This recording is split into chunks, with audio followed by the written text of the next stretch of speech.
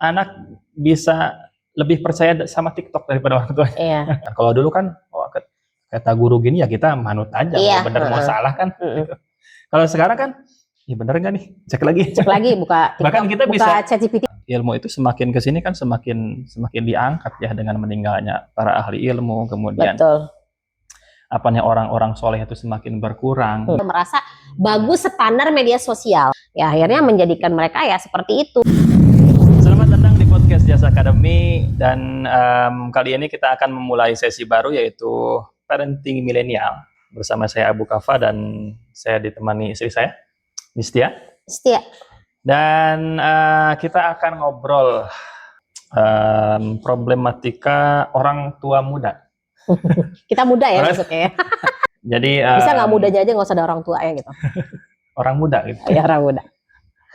Ya, orang tua muda khususnya generasi milenial dan Gen Z lah gitu ya. Karena milenial ini kan generasi yang dituntut untuk bisa adaptif gitu ya, sangat adaptif karena kita hidup di masa yang disebut dengan post-trust gitu ya. Udah pernah dengar post-trust? Di mana jadi sudah berkurangnya rasa kepercayaan. Jadi kita dulu dididik dengan kepercayaan, dengan keyakinan, gitu ya, dengan agama, dengan kepercayaan lah, dengan kita merasa percaya dan menerima doktrin segala macam itu kan diterima, gitu kan. Nah, tetapi pada kenyataannya kita sekarang menghadapi anak-anak yang tidak seperti dulu, gitu ya. Anak bisa lebih percaya sama TikTok daripada orang tuanya. Iya. Lebih Ya, percaya gitu nasihat TikTok daripada quotes TikTok daripada seperti itu. Jadi makanya itulah krisis kepercayaan gitu ya. Dan sebelum masuk ke pembahasan, jadi akhir-akhir ini kan kita banyak membahas tentang perbedaan generasi nih. Jadi sudah memblok-blokan ini X, ini milenial, Z dan lain sebagainya gitu kan. Yang kayaknya dulu nggak ada. Nggak ada. Zaman kita kagak ada. Anak muda aja. Kalau kita baca-baca gitu ya, sebetulnya teori generasi itu sudah lama ditemukan gitu ya. Yang pertama nulis itu ya tahun 1920-an kalau nggak salah. Wow, Bunda sudah lama banget. Gitu. Bunda malah nggak tahu tuh. Itu pun tidak satu orang yang menulis itu, banyak. Ramainya tuh sekarang gitu. Jadi ya membeda-bedakan ini generasi boomers dengan yang mungkin dinilai gaptek ataupun kaku gitu kan. Iya, kolot, kemudian konservatif. Iya, milenial yang kritis gitu, membangkang. Iya. Terus Gen Z yang malas gitu, yang dari sisi negatifnya gitu ya. Karena kan memang teori ini kan membahasnya dari awal pembahasannya itu kan karena permasalahan itu. Sebenarnya gini ya, kalau menurut Bunda nih ya, suka nggak suka, mau nggak mau kita sebagai orang tua jadi belajar kayak gimana sih. Dan ternyata memang dari beberapa penelitian memang ya relate sih, bener. Kalau Gen Z itu seperti ini, Gen Alpha tuh begini, milenial tuh begini. Jadi kayak ketika aku baca juga kayak iya kok gue banget ya gitu rasanya gitu kan ya. Terus akhirnya menerima lah gitu bahwa klasifikasi itu ada akhirnya gitu kan. Dan menurut aku sih justru nggak masalah sih ya ada klasifikasi seperti itu, jadi memudahkan juga sih, apalagi buat kita mama kan yang semuanya khususnya tuh ya praktisi pendidikan. Iya, praktisi pendidik. Aku kan juga pendidik ya, praktisi pendidikan juga, baik di rumah ataupun di sebuah lembaga. Maka it was very helpful sih for me, karena at least minimal aku punya contekan lah kalau Gen Z itu gimana sih kelakuan karakternya secara garis besarnya gitu kan ya. Kalau Gen Alpha tuh gimana sih garis besarnya. Itu membantu sih dalam mengenal karakter tiap anak masing-masing yang berbeda-beda, yang punya karakteristik beda-beda, yang punya watak beda-beda gitu. At least jadi aku harus tahu apa yang aku harus lakuin, bagaimana cara mentreatment mereka gitu, person per person, karena itu kan berbeda ya. Namanya beda anak pasti beda treatment gitu. Bahkan ya setiap orang ya beda cara gitu. Beda tapi cara memperlakukan. beda cara memperlakukan karena ya itulah fungsinya, mungkin klasifikasi itu ada gitu. Kita jadi gambaran kita lah buat orang tua dan Lebih sebagai mudah. pendidik kita lebih Iya. mudah. Jadi memang relate ya. Relate banget. Tapi kalau yang ayah lihat sebetulnya yang rasakan lah. Kalau ngebahasnya tadi permasalahan gitu ya. Mungkin lebih enak kalau dibahasnya itu penyakit generasi. Kalau saya bilang penyakit generasi. Agak gitu. serem ya Pak ya penyakitnya. Karena tadi setiap generasi itu ada penyakit-penyakitnya gitu. Oke. Dan sebetulnya penyakit-penyakitnya itu tidak menyerang generasi tertentu sebetulnya sih, tetapi orang yang memang hidup di generasi itu. Misalkan sekarang ya, kenapa dibilang Gen Z dengan tadi mental health-nya misalkan, ataupun dianggap malas, kemudian mudah bosan, karena kan seiring berkembangnya teknologi informasi seperti itu gitu ya. Dan sebetulnya kan yang kalau kita introspeksi sendiri gitu ya, sebetulnya bukan Gen Z aja yang ngerasain itu, kita juga ngerasain sebenarnya dari dulu juga sebenarnya, benar actually. Ya kan? Iya. Jadi malas. Contohnya lah ketika kita mendapatkan ilmu, misalkan kalau dulu kan kata guru gini ya kita manut aja, Iya, mau bener mau salah kan. Gitu. Kalau sekarang kan, ya bener nggak nih? Cek lagi, buka TikTok, bahkan kita buka ChatGPT bisa gitu, lebih ya murid itu bisa lebih tahu sebetulnya daripada guru. Karena ya ketika guru apalagi ketika guru menyampaikan salah gitu kan, murid bisa cek, oh ini salah nih gitu. Itu kan ya di sisi lain gimana ya? Ya ada positif ada negatifnya lah gitu. Di satu sisi mungkin keberkahan ilmu berkurang gitu ya. Pasti, di sisi lain ini juga memicu ya berpikir kritis gitu ya, karena ya mau tidak mau kita lihat juga ilmu itu semakin kesini kan semakin diangkat ya dengan meninggalnya para ahli ilmu, kemudian orang-orang soleh itu semakin berkurang gitu kan. Artinya kan kita percaya sama siapa? Sangat sedikit sekali yang bisa kita mendapatkan orang sekarang ini yang bisa betul-betul dipercaya. Iya, gitu. Dalam segi ilmu, dalam segi kejujuran dan lain sebagainya. Gitu. Oke, dan masuk kepada pembahasan tentang parenting milenial gitu ya. Kenapa kita ngambil tema ini? Karena tadi ya kita itu dididik ketika kecil itu dengan doktrin, dengan penuh kepercayaan gitu kan. Kita masih percaya, kita masih yakin gitu kan, dan kita menerima itu. Samina wa ta'na lah sama orang tua tuh ya. Gitu, walaupun ya sebetulnya biang-biang kritis itu ada. Berbeda dengan generasi sebelumnya gitu kan, yang betul-betul kritis ada sih. Apa ya? Ya begini loh, kayak lagi misalkan mami dulu nyuruh kamu begini, ya walaupun ada menolak sebenarnya, tapi nggak berani diomongin aja gitu. Tapi sebenarnya dalam hati mah apa sih Mi, berisik banget gitu kan. Ih apa sih gitu kan. Dulu sebenarnya kayak gitu. Cuman kita nggak berani ngomongin aja, dan kita nggak berani ya udahlah kalau orang tua maunya gitu, wes lah ikutin gitu kan. Dan kita percaya, wah bener emang kata orang tua deh, orang tua emang nggak pernah salah, bener gitu. Karena itu mungkin doktrin yang dimasukkan, akhirnya itu yang kita yakini gitu kan akan terjadi. Dan ya seperti itu sih kurang lebihnya. Iya. Jadi kayak misalkan dulu kuliahnya harus masuk HI, hubungan internasional gitu kan.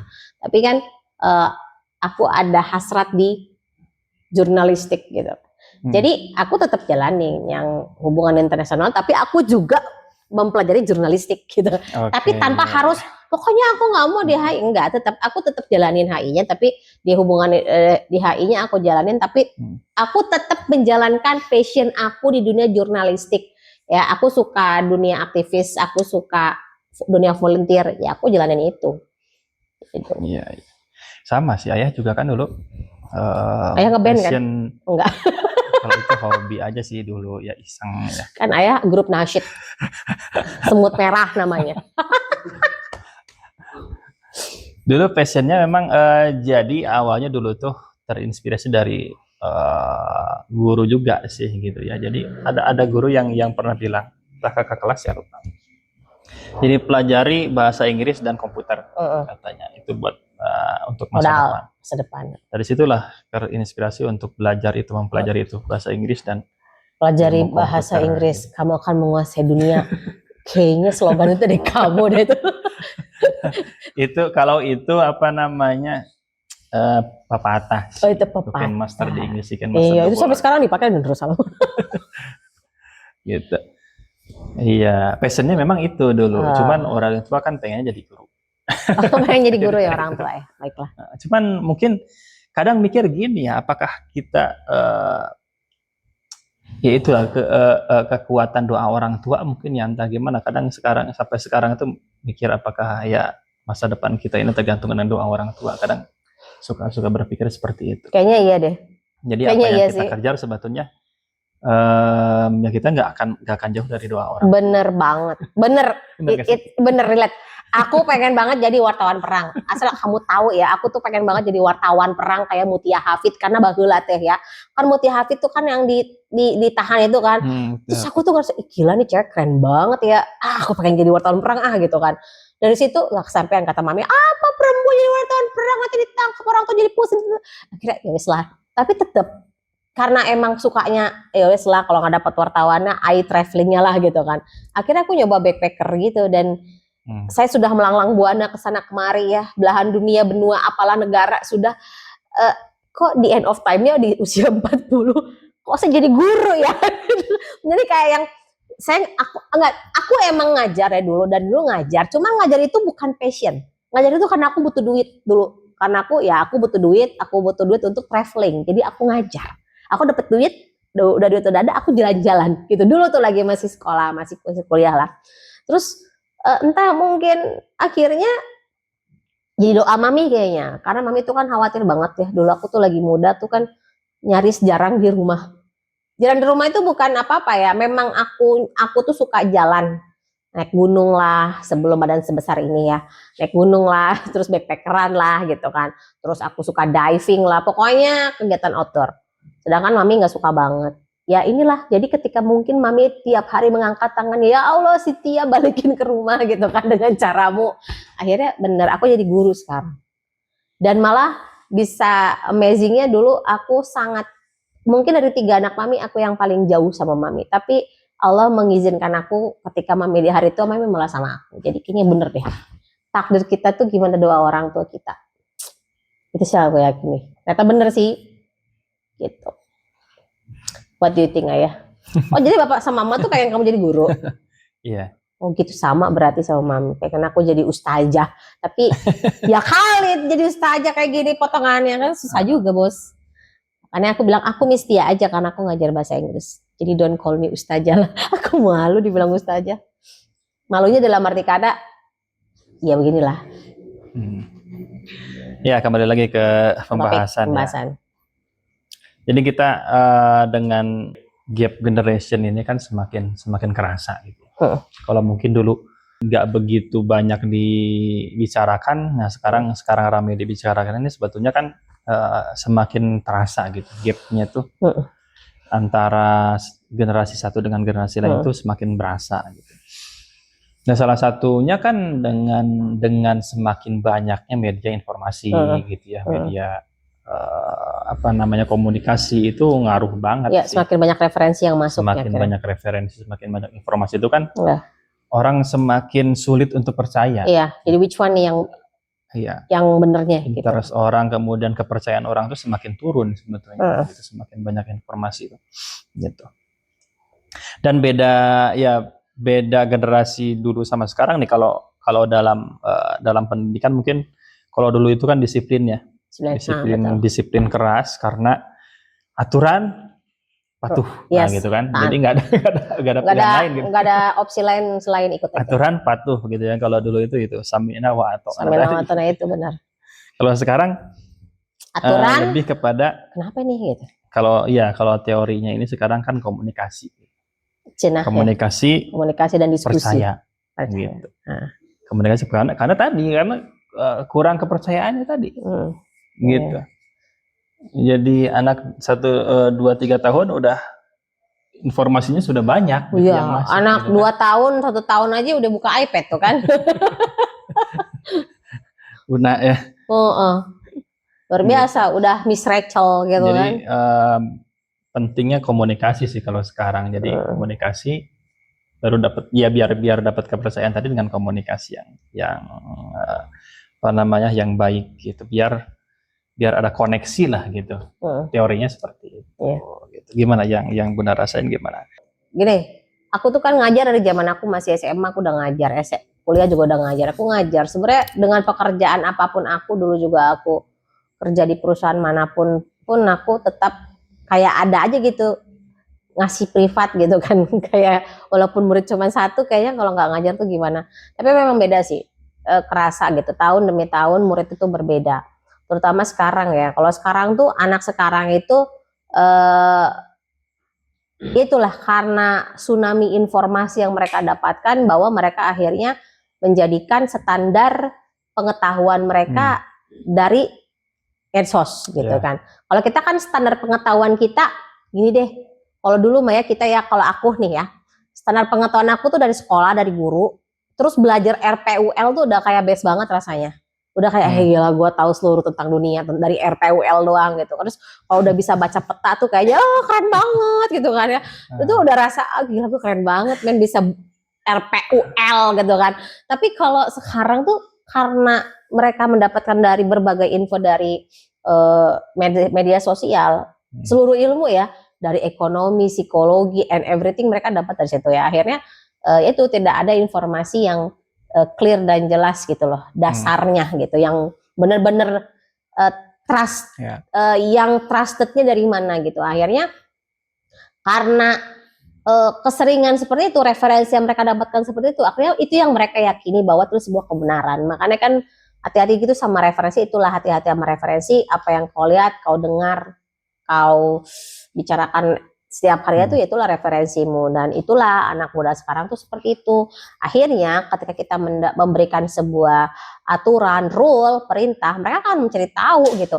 Kenapa kok begini? Kenapa harus, misalkan aku bilang A, kamu harus A. Itu mereka akan banyak banget. Kenapa harus A? Kenapa nggak B? Kenapa nggak C? Emang apa sih bagusnya A dibanding D? Apa bagus? Jadi akan sangat banyak pertanyaan. Karena apa? Itu efek dari media sosial, efek dari informasi yang seperti tsunami ya rasanya ya gitu, yang terus anak belum sempat memfilter dapat lagi, belum filter dapat lagi, belum filter dapat lagi. Ya kan tren aja kan beda-beda, ya kan? Tren itu tiap bulan beda-beda. Jadi mereka belum sempat menelaah ini, mencerna ini dengan baik, dapat lagi yang baru, dapat lagi yang baru. Akhirnya nggak ada yang bener-bener gong masuk gitu loh, nggak ada yang bener-bener masuk gitu. Ya kalau kata skill lewat doang jadi. Makanya anak Gen Z itu adalah anak yang paling kreatif dibanding milenial. Gen Z itu paling kreatif ya. Cuman permasalahannya mereka itu karena super kreatif, karena itu dapat ide ini, baru dapat ide ini, dapat lagi ide ini, dapat informasi yang terus membantai mereka, dapat informasi terus, akhirnya mereka jadi kreatif. Tapi kreatif itu nggak tahan lama gitu. Tidak menyeluruh kreatifnya. Kalau kita zaman dulu, kita kreatif, kita mau bikin prakarya zaman dulu kan. Jadi kita kan sampai selesai tuh kan. Kalau mereka kan enggak. Ketika bikin ini, kenapa sih harus bikin ribet ya kayak begitu? Kenapa kan ada yang kayak misalkan nih menghias bendera merah putih lagi Agustusan. Kalau zaman dulu kita pakai kertas krep, terus si botol tuh dicat, niat pisan gitu ya mau menghias. Orang ribet banget sih, beli aja kali. Banyak gitu ya effortnya tuh, yang effortnya banyak gitu. Kalau anak sekarang enggak, karena jadinya ketika ada yang lebih simple, lebih bagus menurut mereka, karena sumbernya itu ya media sosial, merasa bagus standar media sosial gitu. Bagusnya standar media sosial, bukan standar yang ada dasar keilmuannya lah gitu. Ya akhirnya menjadikan mereka ya seperti itu gitu. Manusia, aku bilang mah super kreatif sebenarnya. Anak Gen Z itu super kreatif, super cerdas. Hanya ya itulah kurang sabarnya rata-rata sih. Gak kayak kita. Aku termasuk anak yang gak sabar ya. Tapi kayaknya dibandingkan mereka untuk bisa taat, untuk bisa konsisten pada satu hal itu kayaknya jauh banget gitu. Karena mereka kayak gini deh, simple ya. Aku nyuruh resum buku ya. Malah kan maksud aku tuh ngeresum buku. Tujuan aku melatih mereka menulis, resum pakai tangan. Mereka ada, bisa nggak pakai doc gitu kan? Bisa nggak pakai dok gitu kan. Justru aku tuh sengaja nulis pakai tangan. Kamu baca buku dan risam. Abis risam kita diskusi. Bisa nggak Miss pakai dok? Itu karena menurut mereka, ngapain sih nulis pakai tangan, capek. Si Miss Tia ngapain sih, orang udah ada laptop. Hari gini pakai tulis tangan. Alah, paling juga sama dia katanya kita udah nulis kagak bakal diapa-apain tuh tulisan kita. Begitu tuh. Paling cuma jadi sampah doang. Mendingan pakai dok aja. Padahal kan sebenarnya ada tujuan lain. Kenapa aku itu ya sebagai guru menyuruh mereka, kamu baca, terus kamu resum, after resum kita discuss.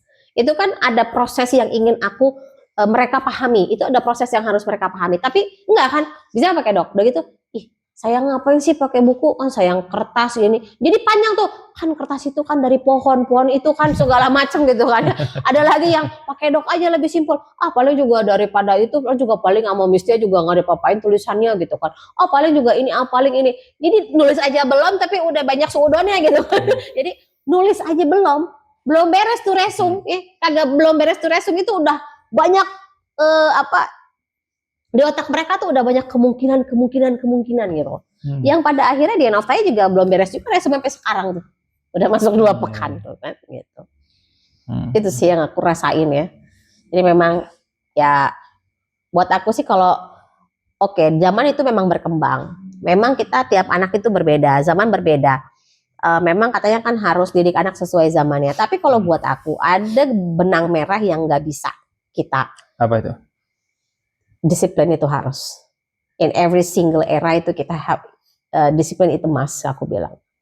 Karena itu yang hilang dari anak-anak Gen Z sekarang. Ada, cuman mungkin ada perbedaan nggak bagaimana menerapkan disiplinnya gitu. Kalau dulu sama sekarang. Ya dan disiplin versi mereka itu bukan disiplin. Kalau kita kan dulu kan disiplin itu ya you have to be on time, lalalala. Kalau mereka tuh ya udah sih yang penting tugas beres gitu kan. Ribet banget sih gitu kan.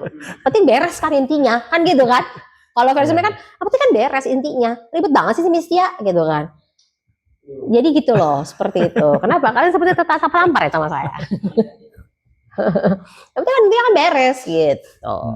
Seorang guru bilang, kalau murid saya datang telat, saya nggak marahin katanya. Malah saya sambut katanya gitu. Luar biasa, kadang harus beda-beda ya. Dosis itu harus beda-beda kan. Nggak bisa nih. Ada anak-anak semua di sini, kita satukan semua. Ya, bisa jadi tiap orang beda resepnya. Beda resep pasti. Jadi aku sebenarnya kurang setuju ya dengan cara yang kita dahulukan komunikasi. Mereka belajar konsekuensi dari sebuah keputusan yang mereka buat. Kalau kamu nggak mau diatur, maka prove it, buktikan bahwa kamu layak dan pantas untuk membuat aturanmu sendiri.